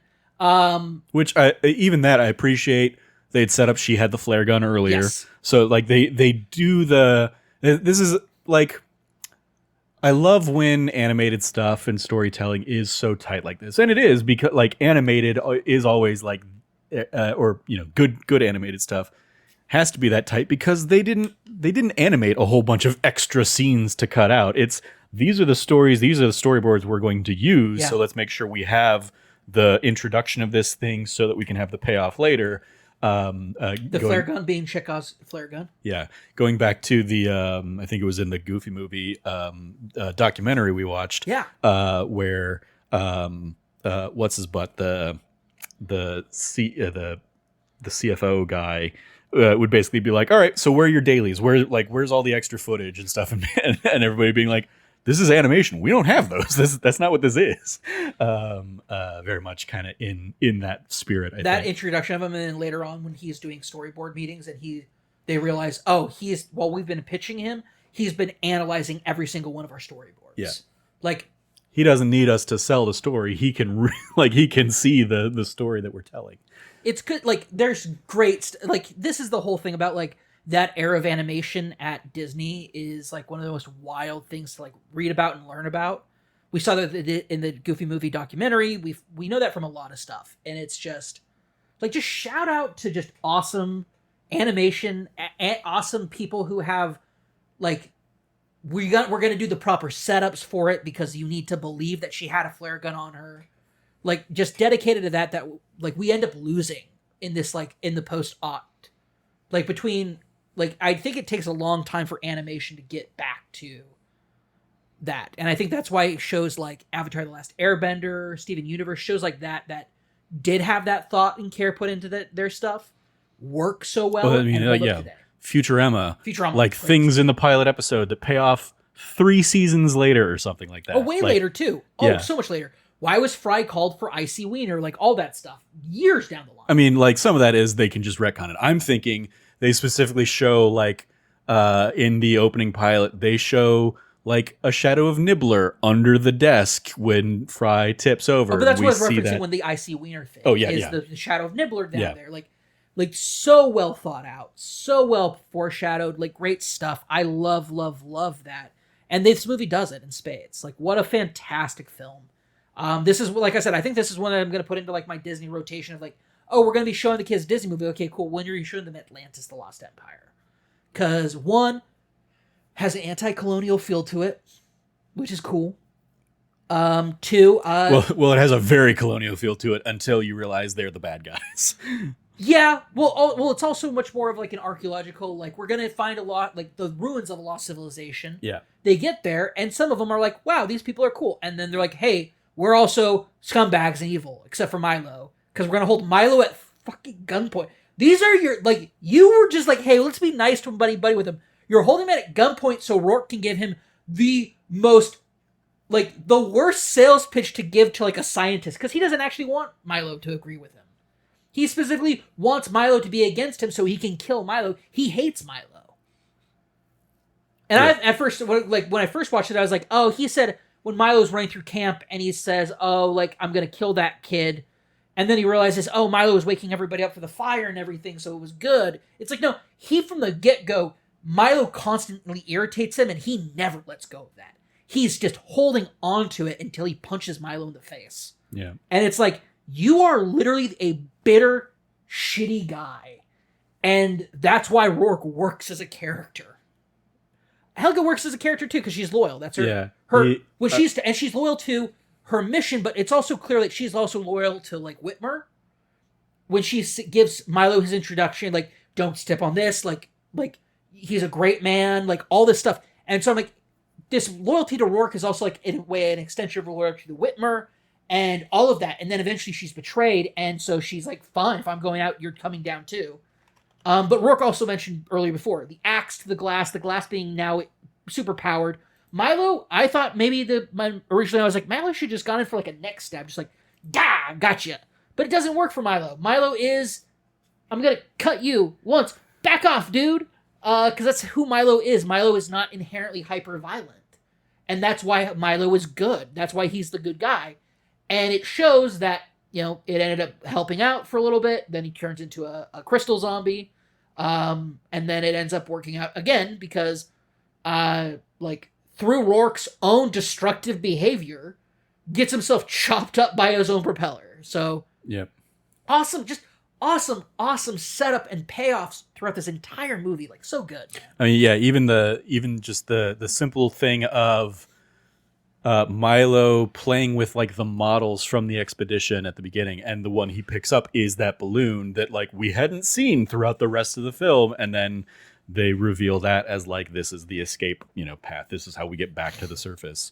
You know, they were definitely relying on, or there's definitely an element there of, okay, well, wait, because even at the top of that volcano, you're still well under the sea, right? So how's that going to work? But whatever. We don't need to actually explore that because the balloon comes crashing back down. So far underground, we have no idea where they are at sea level wise. Yeah. Anyway. If they had to go super far deep down into the earth to like through the ocean to get to it, then they're up and now they're on a enormous highway. Yeah. That's taken them presumably that has weeks. Like a big old, you know, air bubble under the sea. Well, that's the entrance level. Once they're under there, then they're just underground. Yeah. And it's so cool. Like really, really cool stuff. Like the whole travel scene through on the highway that's Milo showing his worth. Him bonding with also the having crew. little goof things where he misreads something and tells them to go left, and there's a big creature, and so he's like, never mind, go right. Yeah. Showing that, he's not all of a sudden this super cool guy. He is still fallible. And it just, and to a point, this is where I want to kind of like end my kind of like why I'm loving this movie so much. Michael J. Fox delivers one of his best performances in this movie, I think. And he does it with just his voice. His voice matches Milo's characteristics, his, like, the way Michael J. Fox, even as a regular actor, inflects his voice in all of his scenes. So, I'm gonna call out here because I think this is something that is like misconceived by a lot of people about voice actors. A lot of times they're doing a full performance. They're fully into it. They're fully animated to it. It's just that only their voice is being captured. That's fair. So it's I imagine if you looked at like the behind the scenes stuff, he's doing all of the flailing and movements and stuff that Milo is doing. I'm sure he is. But what I was saying is it comes. Not everybody who acts can make that also follow their voice follow that up. Sure.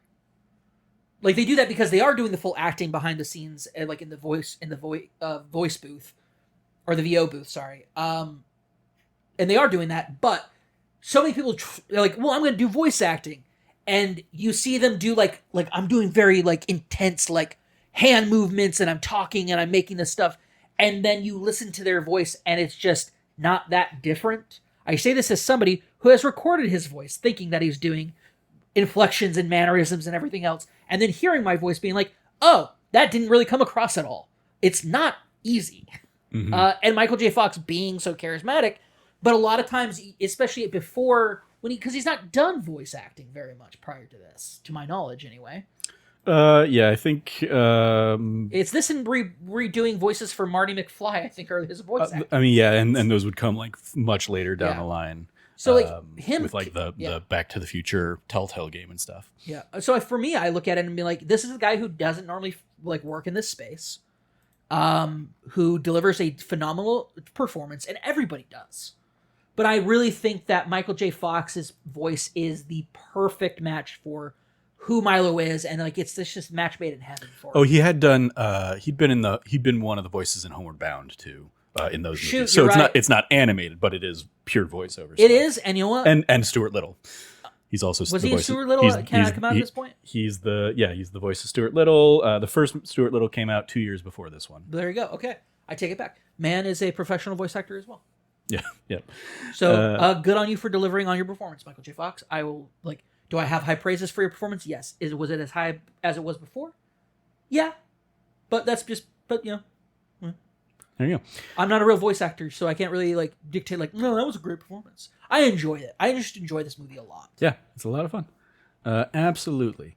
All right. Well, I think that is going to do it. So let's dive into the grading, the report card. We grade from A+ to F. What do you want to give Atlantis: The Lost Empire?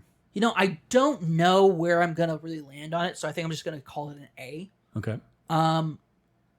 This is like a tight, like what, 90 95 minute film. Like they do so much in that time. It was the same amount of time as Treasure Planet last week. Yeah, but both of them are 95-minute movies. What a like economic storytelling. Like it's just, this is peak film era in my opinion. Yeah. 95 minutes, you're getting full story, all this stuff. We're not in like the 2-hour era yet. We're not there yet. It's a solid 3-act structure. Like you do the setup, you have the journey there, and then here's all the action in the third act, culminating on everything. And the action's really good. Yeah. I'm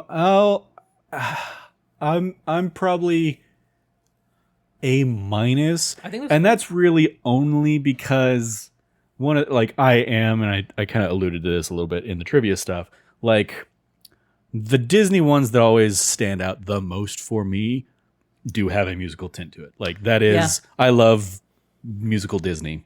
And even the, Goo Goo Dolls-esque song, in Treasure Planet, it's like, okay, there's still a song in that to kind of, give some extra oomph to these characters. And this just not having really any music and just being full action. It's like, and this is very much a me thing, but it's like, I wish there had been some kind of way to work in a song or two. Sure. To like, I think there could have been a very fun song of the misfits and the kind of the adventuring cast, and each of them have like a little line or a little verse introducing them or something like that, instead of what we get like that. And that's purely a me thing. Are you just getting Mulan at that point with that scene? I mean, I love Mulan. I do love Mulan. I wouldn't. Let's get down to business. It's still like. Oh, I was gonna say, what we're fighting for. Yeah. Like we're all gonna get our piece to say about what makes us unique. Yeah. Yeah. Yeah. Absolutely. You eat that shit up. Yeah, I enjoy it too. But like you eat that. See, I think that's the one thing that is missing from this kind of a Disney movie for me.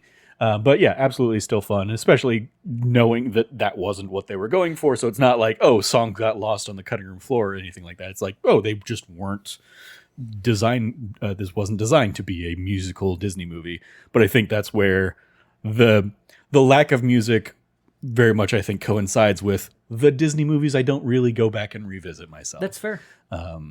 But there's also not as many remembrances because it's not going to be on as many soundtracks, etc. Yeah. Although I think the Atlantis theme is pretty solid. Yeah, I definitely like music-wise. I like it. Music-wise, hearing it come up, it's like, oh, I hear this all over the place at Disneyland when I go, or like the music of like the Atlantis themes and stuff like that, I knew immediately and recognized and had a much clearer recognition for that than I do the rest of the film because, yeah, that's a thing that I've continued to hear in trips to the parks and stuff like that since. So yeah, good shout there. So yeah, A- for me. Extra credit, other suggestions if you like this. Very similar list to last week's episode. Strange World, oddly being the first thing up. This one does substitute in Treasure Planet said, hey, go watch Atlantis The Lost Empire. This says, hey, go watch Atlantis Milo's Return. Then also go watch Treasure Planet. Meet the Robinsons, Dinosaur, Brother Bear, Mars Needs Moms, and Tarzan and Jane. And that actually speaks to something one of the big kind of recurring thoughts I had while watching this was such a gender swapped Tarzan movie. Like this is Tarzan, but from Jane's perspective, but Jane is Milo. I can see that, and Kida. Oh yeah, when he pulls out his grandpa's hat, and I was like, "Ooh, that hat has not aged well." And like when you think about like men who wore that hat in uniform, ooh, sure, it's that for me that is such a like, oh, that's like animated explorer hat, rather than like the British military, British imperialism, colonialism kind of notions behind. Also, at the time and frame of like when his grandpa would have been probably like gotten that uniform, like ooh, yeah. He was a great explorer. What kind of explorer though? Yeah. Extracurriculars. You watching anything else on Disney Plus? Doctor Who. Are you caught up on Doctor Who? I have the last episode, and we have this upcoming episode. So you have not watched Wish World yet. I have not watched Wish World yet. I did finish the Eurovision one, and it was very like I have a lot of feelings about all the episodes. Yeah, yeah. I would say like as I have watched Wish World, I would say Wish World is like it's very clearly, as is often the case, like the part one of the 2-part season finale. Yeah. So you're probably fine just waiting to watch. Because that's what happened. I felt like last season this is very, I didn't wait, and I had to wait a week before I got the finale. There's a lot of like, oh, this is very clearly setting up for something in the finale. There's like a couple things. It's like, oh, interesting enough. But I think, it was very much, it ended and I was like, I wish they had just done the Andor thing of like, here's the last 2 episodes. You can just watch them back to back kind of thing. Anyway, the other thing I finished the season 2 of the Light and Magic docuseries on Lucasfilm, which was cool. They, as I touched on in previous weeks, they start out talking about season 2. They start out talking about like Phantom Menace, and then kind of talk vaguely about the rest of the prequels throughout. But then they really talk about they talk a lot about like some of their competition coming up and the like who, in a post Star Wars world when everybody else is getting onto CG, like who's doing CG well, and like Weta comes up with all the Lord of the Rings stuff, and it's like because Lord of the Rings, Lucasfilm got a bid for or they put in bids for that. They put in bids for Avatar. But ultimately, those went to other studios and other houses. And they talk about how they went in and did Rango off of the Pirates of the Caribbean because they had worked well with Gore Verbinski on the Pirates movies, and Rango, especially rules. the People David, should watch Rango. the Davy Jones stuff. It's just like, like I've never seen Rango. I can't speak to it, but it was just like funny because even in the context of this, they kind of highlight that like, it didn't do big numbers at the box office like we probably wanted it to, but they're like, everybody's like, but we're really proud of like the completely animated CG character that we created, or it's because it's the first Lucasfilm fully animated thing. Really. It's really before good. Animation wise, it's so good. Pre Clone Wars and stuff like that. So it was just more fascinating behind the scenes conversations and interviews and stuff like that about Lucasfilm. And if they do come back for another series, I imagine it'll focus on like the eventual move to animation and like and the Clone Wars era with era Filoni and stuff everything. like that. That'd be great.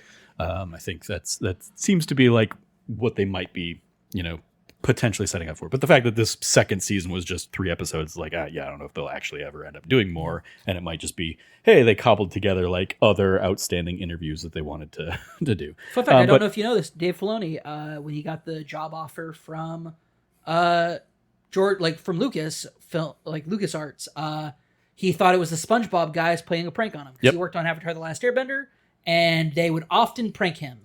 Yep, I believe we talked about that way back when we did like a D+ show on the behind the scenes of The Mandalorian. There we go. Because I believe that came up in those kind of talking head things. That's a you're looking back. It's like, yeah, I can see Dave Filoni being like the Avatar: Last Airbender, like lore guy and everything. Yep. And then be like, hey, who's the nerd we can pull pranks on in the office? And who is it? The SpongeBob guys.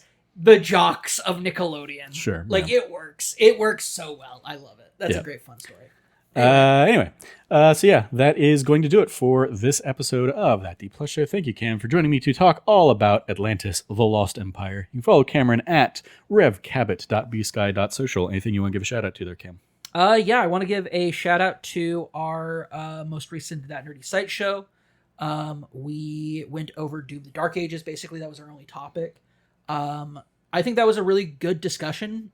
It's pretty tight for how much we ended up talking about it. We went about an hour on it, which was longer than I thought we probably would. Yeah, we went about an hour on it. I think it's a tight discussion. I think we kind of cover everything about Doom the Dark Ages and like where we both landed on that game. Sure. I don't feel like either of us are too far from like the common consensus, despite what advertising might tell you.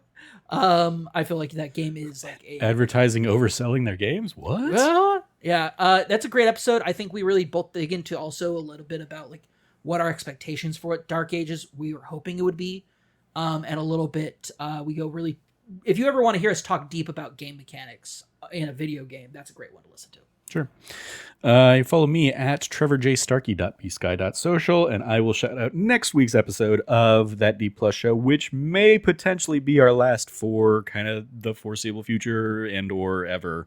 Will be the Doctor Who Season 2 episode. As we touched on, we're kind of in the like winding down era here of That Nerdy Site show. So with Doctor Who wrapping up, I don't really have anything else on the horizon of like, oh, these are D+ shows we definitely need to knock out and do and whatnot. Like, it might be a thing since we're going to kind of keep the podcast feeds open for the time being. Like, if they ever do put Into the Spider-Verse on there or they bring in No Way Home or something like that, we might circle back to some of our, unfinished Spider-Man episodes that we could kind of go back and do the rankings like we did with Across the Spider-Verse a few weeks back. But yeah, Season 2 wrap up next week. Probably going to be the last That D+ show for, the time being at least. I think it would be fair to say that if That D+ show does come back, expect to be in like limited runs. Yeah, it would very much be like, hey, we're gonna come back and do a run of these movies or something like that. Yeah. But it's probably gonna be as we kind of continue with the like winding down of That Nerdy Site things as kind of a little side hobby that we're doing. Potentially next week will be the at least season finale of That D+ show, if not series finale. The season 1 finale of That D+ show. You've had so many episodes, 260 some odd episodes in season 1. Yeah. There you go. Like, I think that really speaks to, I think also like this is one of our most popular shows. I think this might be the most popular show that we have. It's the one we have most because back in the Patreon days we had like unnumbered episodes of That Nerdy Site show. I think we still technically have a few more of That Nerdy Site show, but like numbered episodes, we definitely kind of took more Mondays off than we took Thursdays off for rehearsing this or for doing this. Well, there's also like more solo episodes that you've done for That D+ show. Sure, yeah. That like if it was just going to be you for That Nerdy Site show, it'd be like, cool, we're skipping this week. Yeah. So like I think that speaks to also like you're going to see, if you ever want to go back, you'll see the wild era, like the shifts of eras of That Nerdy Site show. Or That Nerdy Site through That D+ show. I think it's like I was thinking about it earlier, and I was like, but full disclosure, I was having a panic attack earlier for a lot of things. Nothing to do with like the podcast stuff, but like podcast stuff, I'll like thinking about that winding down sometimes does like give me like a shock of anxiety to remember like, oh yeah, we are winding down. It's like consciously I know that all the time. And I'm consciously, as somebody who's extremely burnt out of content creation, I'm looking forward to it. You're okay with it. I'm okay with it. But there's the lizard part of my brain that's just like, change. It is the end of an era, as it were. It is. And I thought about it, it's not really the end so much as we're closing this era. Yeah. And I feel like ending something, it feels like something's being taken away. I mean, it's also like ending it on our terms. Well, ending it on my terms, at least. Yeah, it's on my terms as well. Like, if I wanted to take up the reins and do this, like, I have no doubt that like you would support me in all right, that. yeah, but, we'll make that happen. But yeah, we're both kind of ready. We're for it so to be done. folks, we've been doing this for a long time, even before we did that nerdy site. Yeah, we're over 5 years just on that nerdy site stuff. Yeah. Of mostly week to week, taking a couple weeks off here and there and whatnot, but for the most part, like we definitely have like the tenure of people in this space for sure. But this episode is 268. So the Doctor Who season 2 episode next week will be 269. Nice. So yeah, we'll at least have we're going out on a nice number at least, not a round number, but a nice number. So maybe here's a thought: don't expect numbered episodes. Yeah. If we come back, it won't be numbered. It'll just be. No, I would probably still number them. Yeah. I would still keep the numbering. Yeah, to keep the numbering playlists going. and do it and keep it all organized. Yeah, that makes sense. Yeah. But yeah. Anyway, I mean, we have like what 8 episodes on Hamilton back when that came out in the pandemic kind of thing. So anyway. But yeah, so this will probably be the last episode, or this next week will probably be the last episode of that D Plus show for a while. And then we'll probably also be winding down that Nerdy Site show in the coming weeks. Like even next week's or this weekend's, Monday episode, I'm like, I don't know what we're going to talk about because I've just been playing God of War Ragnarok and I don't really have anything new. I've been playing Lies of P. So yeah, maybe we'll go catch a movie or something this weekend. But we have a game night tomorrow, and then we have D&D on Saturday. So like, if we do something on Sunday, yeah, maybe. I don't know, but like maybe we skip it, and then the next week is Skyward Ho is. Cloudward Ho. Cloudward Ho is Wednesday, right? Yeah, next Wednesday. Yeah, this next Wednesday. Yeah, so like we might do that Nerdy Site show about that but like this is also one of those that things, is like how engaging is it talking about somebody else's D&D campaign? Yeah, I think this is like for folks out there, this is a good indication of like this is like we're at the tail end of things here. But Indeed. I'm sure we'll have a final show where we talk about it. I have things I want to do on whatever we end up doing for the quote unquote final That Nerdy Site show. That we'll talk about it to you off air. But, cool. Good to know. Yeah. I'm mentioning it for the first time now. Yeah. Because I've had thoughts percolate and I was like, I want to commit to these. But like, we'll talk about that off air. Sure. So stay tuned for next week, Doctor Who season 2. Because the finale will be, of course, this Saturday. So we will have like a nice kind of week there to get our thoughts on it, give, us time to catch all the episodes, rewatch anything if we need to rewatch anything, all that stuff. But yeah, you can, for the time being, you can find all of the rest of our stuff over at That Nerdy Site or go to thatnerdysite.com. Once again, if you liked the episode, please like, rate, review, subscribe, share the podcast with your friends, all that fun stuff. They have plenty of things they can go back and listen to, even if there aren't going to be many new episodes moving forward. Thank you for joining us. As always, stay nerdy and be good to each other. Class dismissed.